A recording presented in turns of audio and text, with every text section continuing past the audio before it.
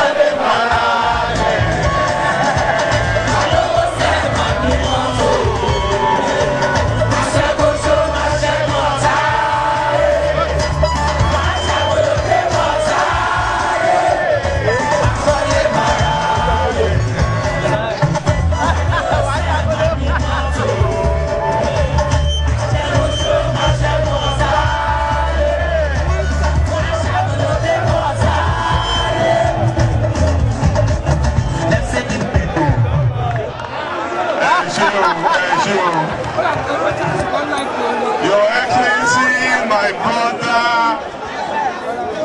Owele Anayo Okorocha, the chairman of the Progressive Governors Forum. My other brother governors here, Governor Ibikule Amosu, SIA from Ogun State. My brother and landlord and my good Egbon, Senator Abiola Ajimobi, Governor of Oyo State, Governor of Kwara State, my brother Governor Ahmed Abdul Fattah, represented by the Deputy Governor, our other leaders here present, particularly Otumba Ni Adebayo, the chairman, zonal vice chairman of our party in the southwest and our leader here in Ekiti State. The chairman of our great party here in Ekiti State, our interim chairman, High Chief Didi Awe. Your Excellency, the Deputy Governor of Ekiti State, Professor Modupe Adelabu, the Princess of Ado Ekiti, married to the Prince of Ijero, and daughter of the Princess of Ise Ekiti. Your Excellency, the wife of Ekiti State Governor, Erelu Ajishaye Bambam of Ekiti. I've seen Senator Borofis here earlier.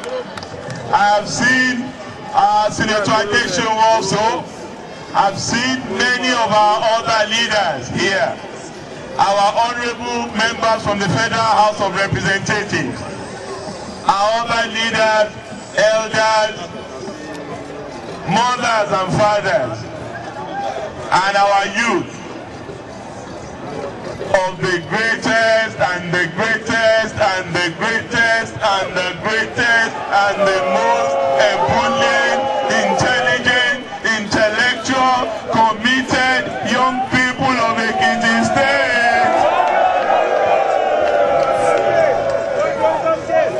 On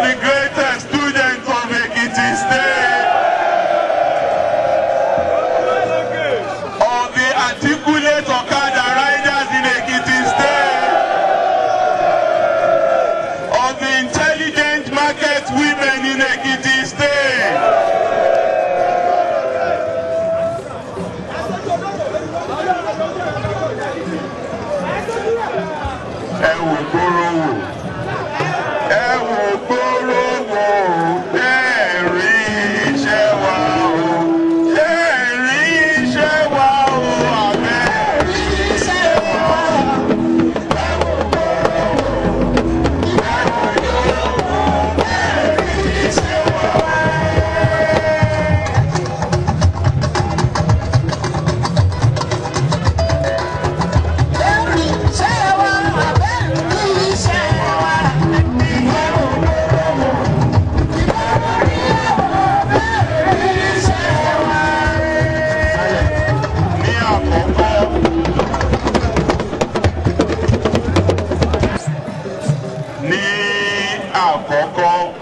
Mo láti dúpẹ́ lọ́wọ́ gbogbo àwọn èèyàn wa nípínlẹ̀ Èkìtì tí ẹ fi ara hàn ní ọlọ́kan òjọ̀kan. Bí mo ṣe wọnú bí tí mo rí bí èrò ṣe pọ̀ tó, ọkàn mi lè balẹ̀ pé a ti mọ bí tá à ń lọ lẹ́kìtì, a ti rí àìwá lẹ́kìtì, a ti rí àìwá Èkìtì kéde.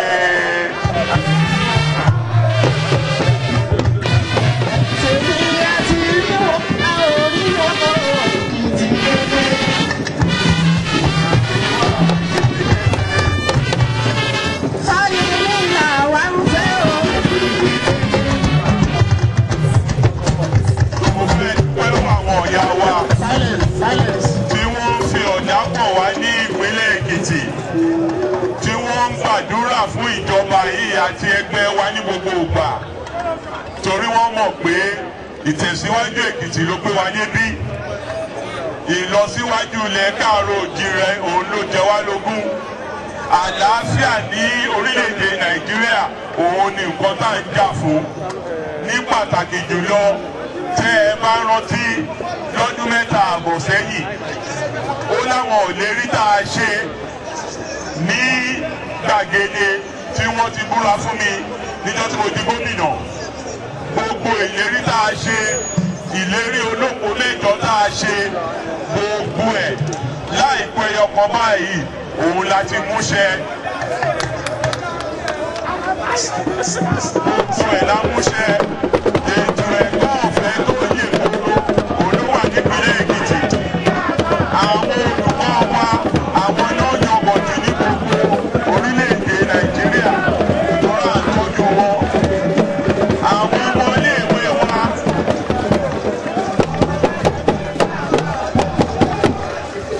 Gbogbo àwọn ọmọ iléèwé wa ló ń ṣe dáadáa. Àmọ́ nǹkan tí èsì ìdánwò jẹ́ sígbà tí adórí àlééfà. Àdẹ̀mọ̀ nǹkan tí èsì ìdánwò alájọṣepọ̀ WAEC àmọ́ bó ṣe rí lẹ́kìtì lẹ́nìí. Àmọ́ báwọn ilé ìwòsàn bá ṣe rí lánàá àti rí bó ṣe rí lẹ́nìí. Àwọn ọ̀nà wa, gbogbo ọ̀nà wa lẹ́kìtì àmọ́ bó ṣe rí lọ́dún mẹ́ta àbọ̀ sẹ́yìn ká má sọ míì. Àmọ́ kò síbi tẹ́ ẹ lè délé ní lẹ́kìtì tí ọ̀nà wa ò já geere, tí ò ṣe é rìn, tí ò ṣe é mú yangàn, tí ò ṣe é fi ṣàrítọ́ka sí. Gbogbo àwọn àlejò tó dẹ̀ ń wá sékìtì náà ló ní àǹfààní láti rìn ní orí gbogbo àwọn ọ̀nà tí a ṣe tó dáa. Àwọn àgbẹ̀ arọ́kúnwọ́dúnlé wa wọ́n ti rí àpẹẹrẹ kí ìjọba kó ní ìfẹ́ àgbẹ̀, torí pé lọ́dọ̀ tiwa níjọba Afẹ́nifẹ́re wa àgbẹ̀ lọ́ba lẹ́kìtì. Dr. Káyọ̀dé wáyé wá ara wà ara wò ara wà wà wò wà igi gbẹgbẹgbẹrẹ bàbà gbẹgbẹgbẹrẹ àgẹsẹ bí agbọ lọsẹ sílẹ̀ ìnáwó lọsẹ sọdọ gbẹgbẹgbẹ ṣẹlẹkẹgbẹ mi olùkọ́ bàbá bá ti kí wọlé àfíkà àtàtàtù tàtà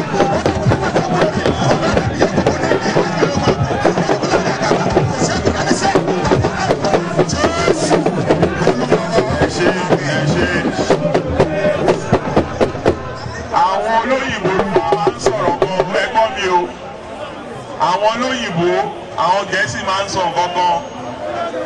Wọ́n ní the reward for hard work is more work. Pé ọmọ tó bá ti ṣe dáadáa, a máa jẹ́ kó máa ṣe dáadáa sí ni. Torí iṣẹ́ ìtẹ̀síwájú Èkìtì ò tí ì tán o. Ibi tá à ń lọ àti ìdébẹ̀ pátápátá o. A sọ pé nǹkan tó gbé wa wá sórí àlééfà ni pé ìṣẹ́, òṣì, àìní gbogbo wọn náà máa di àlejò lẹ́kìtì náà ní jára lé fún wa mọ́. Nǹkan tá a sọ nìyẹn gbà tá a bẹ̀rẹ̀ ìrìn àjò yìí kò sì tí ì tán. A sì níṣẹ́ ṣe, a ti tẹ́lẹ̀ ẹṣẹ́ náà, a ti fìpilẹ̀ṣẹ̀ sí, a ti fi foundation tó lóyìnbó máa ń pè ní ilẹ̀ ilé, a ti fi lọ́lẹ̀. Ó ti wá dé àsìkò ká bẹ̀rẹ̀ sí í kọ́ ilé lóríṣiríṣi ọ̀nà lé lórí, ká fi òrùlé lé lórí, ká fi àwọn amúnútutù ọ̀gbẹ́ lé lórí, ká wá fi àwọn bẹ́ẹ̀dì tí a lè gbéra lé lórí tá a jẹ́ pàdé góhàn sọ́hún fún gbogbo àwọn èèyàn wa lápapọ̀. Ibi tá a dé dúró nìyẹn, iṣẹ́ tó wà wájú wa nìyẹn. Ọ̀pọ̀lọpọ̀ ni wọ́n wá ni wọ́n láwọn á sọ ogúndogójì, ọ̀pọ̀lọpọ̀ láwọn á bá wa náà sọ pé wọ́n á sọ 100 di 300. Gbogbo nǹkan tí màá sọ ni pé ààyè wà lẹ́kìtì fún gbogbo ẹlẹ́nu kó fẹnu ẹ̀sán tó bá fẹ́ sọ. Àmọ́ bí gómìnà Ọ̀yọ́ ṣe sọ, ọpọlọ pípé là ní, làákàyè wà ní ìpínlẹ̀ wa. Àwọn èèyàn wa wọn kì í ṣòmùgọ̀, àmọ́ nǹkan tó dáa fún wa. Àdẹ̀ní jẹ́ kẹ́nikẹ́ni fọ̀bẹ ẹ̀yìn jẹ́ wá níṣu. Àwọn tó ṣe rú ẹ̀ lánàá wọ́n tún ti ń dún mọ̀ọ́rú. Wọ́n láwọn fẹ́ wá padà síbi tí wọ́n ti ṣiṣẹ́.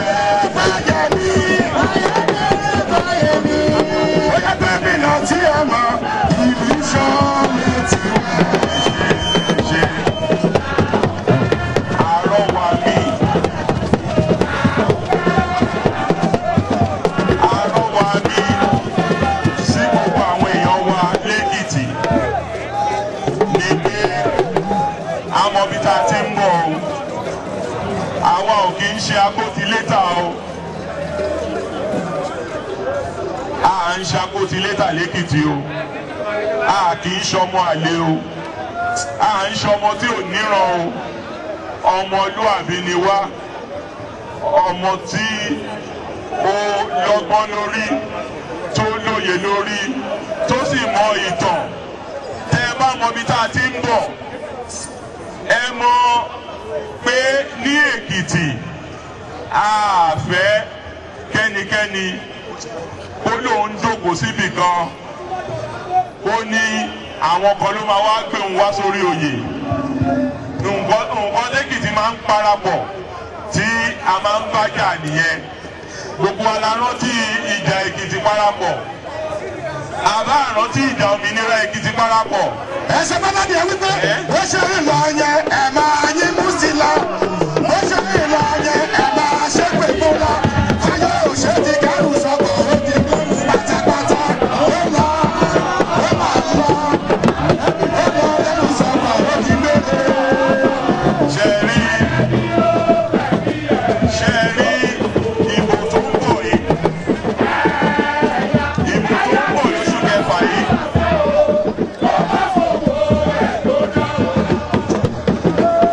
Ẹ ṣe mẹ́jọ.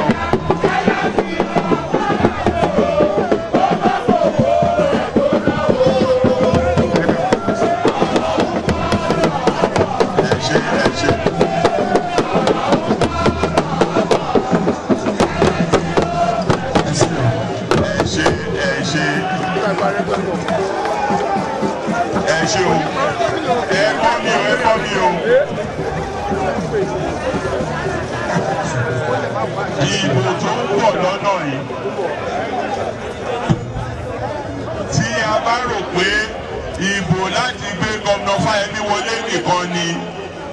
ṣí o kò ń ṣèbò Fáyẹmí o lóòótọ́ èmi la fi ṣaṣíwájú àmọ́ ìbò náà ń ṣe ìbò Fáyẹmí nìkan ìbò pé àwa bí Èkìtì a dára wa lójú àní jẹ́ kí wọ́n bu ẹnu ẹ̀tẹ́ lù wá àní jẹ́ kí àwọn ará àtàwà sọ nǹkan tó dáa fún wa àwa fúnra wa mọ̀ nǹkan tó dáa àdẹ̀ fẹ́ padà síbi tá a ti ń bọ̀ lánàá mọ́ láíláí àfẹ́ padà síbẹ̀ mọ́ àfẹ́ ọ̀sẹ̀ kan ìlàyìlò kan lẹ́kìtì mọ́ àlàáfíà tó ti péye láti ọdún mẹ́ta àbọ̀ sẹ́yìn àlàáfíà yẹn là ń wá iṣẹ́ tí gbogbo èèyàn lè rí òun là ń wá àwa ò kì í ṣèrò EFCC lẹ́gbẹ́ APC àmọ́ nǹkan tó ń ṣẹlẹ̀ ní ilé ẹjọ́ lé ní o àbámọ́ àmọ́ nǹkan tó ń ṣẹlẹ̀ ní ẹjọ́ àbámọ́ àwa àdélé ẹjọ́ rí wọn pèèyàn kankan nínú ẹgbẹ́ wa àbíjọba wa s'Àbújá pé kó wá jẹ́ ẹjọ́ pé owó kan sọnù rí torí owó Èkìtì àfi ń tọ́jú àwọn ọmọ Èkìtì ní gbogbo nǹkan tí a ní ọ̀dọ̀ àwọn èèyàn wa la fi ń ṣiṣẹ́ fún wọn òun dẹ̀ la máa fi ṣiṣẹ́ fún wọn lọ nítorí ìdí èyí ìbò tó ń bọ̀ lọ́nà bí mo ṣe sọ ìbò òmìnira ni o ìbò owó arúgbó ni o ìbò ìbọ̀wọ̀ fáwọn ọba ni o ìbò iṣẹ́ fáwọn òṣìṣẹ́ ni o ìbò àlàáfíà fún tíṣà ni o ìbò pé kò sẹ́yìn tí kò ní níṣẹ́ lẹ́kìtì ni o àwa ò ní padà dé lálà ní èèyàn lọ́dún kankan.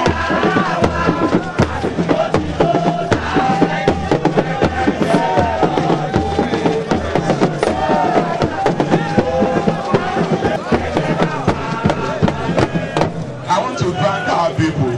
Àwọn oníwèé ìròyìn ti ń ṣẹ́jú sí mi. Ṣẹlẹ̀ wọ́n pé kì í ṣe pàwọn náà sí mbẹ́ agbọ́kẹ̀ sí díẹ̀. Àbá gbọ́. Your Excellencies, my brother governors, other elders of our party here present, the good people of Ekiti State. It gives me immense, unadulterated, great pleasure to address you here this afternoon. As an aspirant, I'm addressing you mainly as an aspirant in our party because the Independent National Electoral Commission has made it possible for this conversation to begin by declaring March 23rd as the commencement date for the gubernatorial campaign in Ekiti State. And our great party has also set in motion a process of deciding who our candidate will be in that gubernatorial election. I have picked up the nomination form, and as at 2 days ago, which was the deadline for submission of nomination form, I submitted my nomination form in Abuja. As far as I'm aware, I believe that no other aspirant in our state has submitted a nomination form for the position of the gubernatorial seat in Ekiti State. But we don't want to jump the gun. We know that the process continues and it culminates in a primaries on April 12, 2014, when our party will finally decide who the cap fits in our state to go for the gubernatorial seat. The advantage that I have, blessed by God, is that I am running on the record. There are people who can come and promise heaven and earth. There are people who will tell you what they want to do. The advantage I have as your son, as your brother, as your leader, is that I can tell you what I have done. I can tell you what I have done on education. I can tell you how I have made lives of our elderly people better in Ekiti, and how I have banished poverty in the lives of our elderly. I can tell you what I have done in the area of infrastructure. I can tell you what I have done in the health sector. I can tell you what our women are benefited from having a gender-sensitive leader. I can tell you what is happening in tourism in Ipaposi. I can tell you what we have done in reviving industries. I can tell you how we have made life better by creating jobs and empowering our people.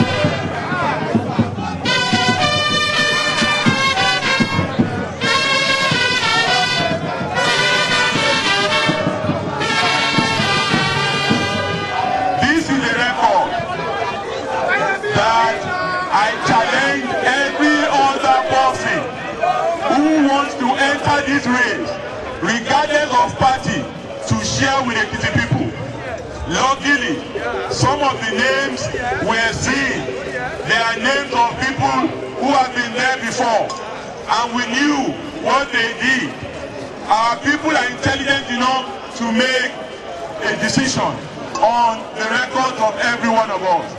But I urge you, because we have a duty, we have a responsibility to make poverty history in this state and all over Nigeria. APC is that new party for a new Nigeria. We have made it clear to you that we are not a chop-by-chop party. We have made it clear to you that we are not the end justifies the means party. We have made it clear to you that we are not a party of it is just my business, I don't care about others. We care, we share, we are committed, we are compassionate, we are competent, we have capacity, we have integrity, we are anti-corruption, we are transparent, and we can offer better than any party in this country today a life more abundant. That is the job we have.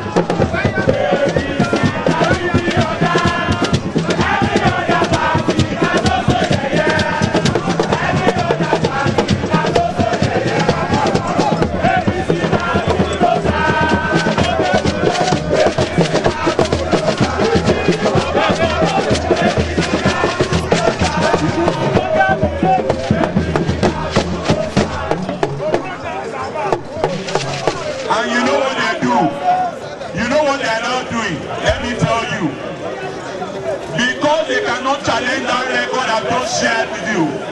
Please, listen to me. Because they cannot challenge that record I have just shared with you. They cannot say the roads are not there. They cannot say the schools are not new. They cannot say the hospitals are not there. There was no stadium here before, there is a stadium now.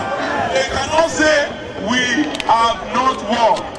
So what they have resorted to is lies, lies, and lies. Do you know the lies? One, Akomaran and Okada riders, I know you are here. They say Fayemi will ban you. Lie number one. Fayemi will protect you, but you must wear your helmet, you must respect safety rules, you must respect highway code, you must do what is right to protect yourself and protect your customers. That is what Fayemi will do. Fayemi is not banning Okada.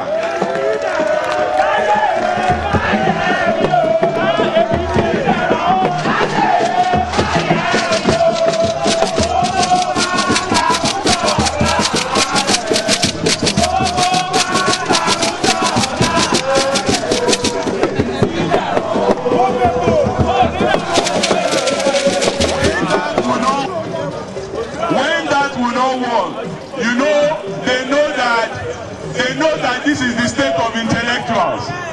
They know that we're the state of teachers. They are trying to poison the minds of some teachers. When Fayemi comes back, Fayemi is going to sack teachers. 419 number 2. Fayemi is not sacking any teacher. What Fayemi will do is continue to employ more teachers.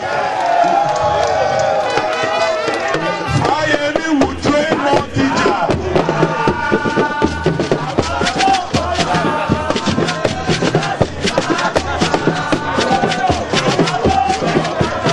Fayemi will train more teachers.